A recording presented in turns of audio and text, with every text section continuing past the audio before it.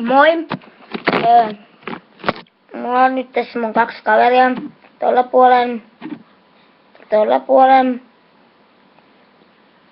Nyt pysy siellä. Noin, onneksi sulla nyt pysyy tossa. No se on mitäs tänne. Mä nyt olen nyt Tokkomanien pastelyön kaa. Ja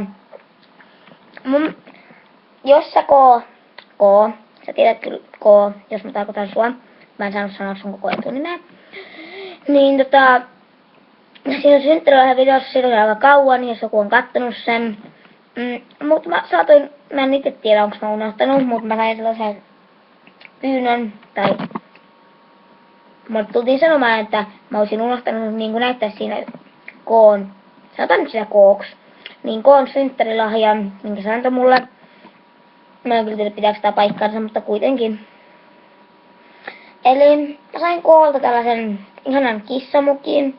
Tää on aivan ihana. Katsokaa sen naama. Näitä saa Tokkomannilta.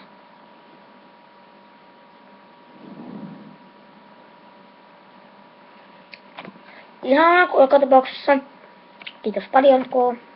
Sitten mulla on ihana siili, koska mä toivon joululahjaksi.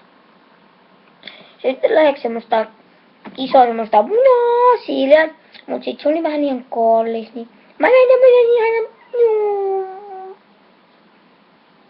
toi on K:n käsi. Se on A:n käsi.